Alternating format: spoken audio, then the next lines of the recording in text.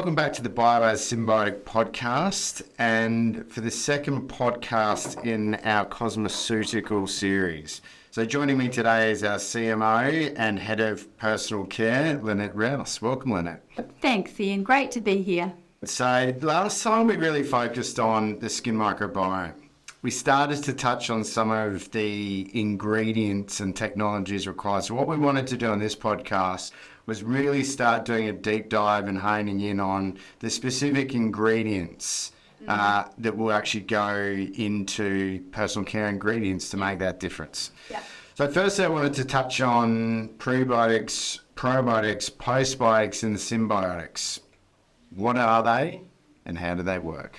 There is actually a definition that is set down by WHO and FAO, and it's reiterated by the ISAPP. So there's actually a definition for a probiotic, and that is a type of living microorganism. So when we look at the difference between a prebiotic, that is non-digestible fibres, and that have a beneficial impact for both the probiotics or microbiota that are in the skin, but also for the probiotic that is in the symbiotic. So basically, it's optimizing the benefit of that probiotic. Then when we look at something like a postbiotic, well, a postbiotic is not a living microorganism. So it's not a true definition of a probiotic. It's actually an innate organism that's producing metabolites, and it produces them from the cell walls or the cell membranes, and they do have beneficial effects on the body and in the skin. When we look at a symbiotic, this is my take on a symbiotic, Ian, so I know that, we're all passionate about symbiotics, but symbiotics, there are two types of symbiotics. So one is a complementary symbiotic, the other is a synergistic symbiotic. So when we look at a complementary symbiotic, we're just looking at a prebiotic, and a true definition of set down by WHO again, FAO and ISAPP. The true definition of a symbiotic is a prebiotic and a probiotic joined together. So as I just mentioned to you, one of the definitions is a complementary. So that's just a prebiotic and a probiotic that are giving benefit to one another. A synergistic symbiotic is a different type of symbiotic. So a synergistic symbiotic provides greater health benefit, and they're working together, but they're also working individually to provide that benefit in the skin and for one another and for the community. So it has a greater health benefit to it. So on the symbiotics have a much greater health benefit. We know that, we've covered that off quite a bit, but the Achilles heel to a symbiotic is often the probiotic. And as we find on the food and beverage side of things, most probiotics are very sensitive. They're not stable. They get killed by heat. They won't sit on a shelf for a long time. So how long can a probiotic survive in a skincare product? Yeah, so as I mentioned earlier in previous podcasts, some of the probiotics that are actually in skincare have to be refrigerated. However, there are, as we know, probiotics that have been discovered that can retain their integrity and sit in ambient temperatures for up to 2 to 3 years now. And then when they're actually topically applied to the skin or ingested, they actually confer a health benefit to the host. So to have a symbiotic of that nature in a skincare ingredient, it is quite rare actually. So one of those ingredients obviously is Bacillus subtilis. Yeah, right. Okay.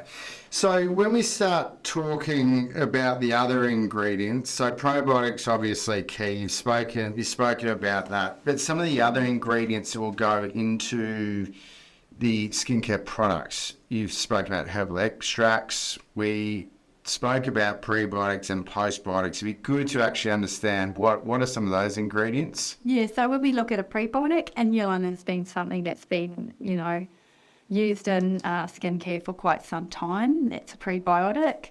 Then you've got others, FOS, FOS and GOS. Those have also been used in skincare products, and they are derived from either sugarcane or beetroot. or milk and lactose. And then you've got other prebiotics that are derived from bamboo and corn cobs.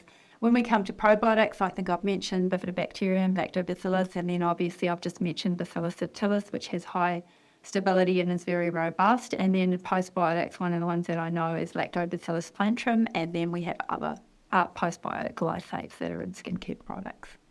So the next, when you started going through that, I mean, the immediate thing that popped into my mind was inulin. Like inulin's something we digest. You're putting it's a food ingredient.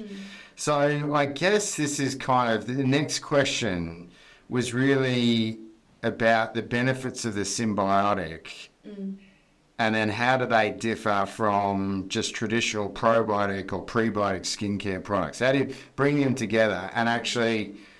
Looking at some of those ingredients we just spoke about, how do they work together, and what's the difference there? So the short answer to that is that symbiotics provide optimization. Yeah. So as you've said, like they're a whole rounded ingredient, symbiotic. So we've got enhanced survival. Our prebiotics can help the probiotics survive, the actual probiotic that's in the symbiotic, and then the probiotic microbiota that's on the skin. Obviously, the synergistic effects from the prebiotics. Specifically, when we talk synergistic effects, we have to specifically talk about the specific prebiotic that's been paired with that specific probiotic to get that synergistic effect. So there's greater benefit by doing that. And then we looked at, like how we have improved barrier function from prebiotics. That can help to strengthen the barrier function. And then we look at the probiotics and, like some of the probiotics, such as bacillus subtilis, they have many antibiotic properties and anti-inflammatory properties. So I guess the takeaway for me, just trying to distill down what you've said,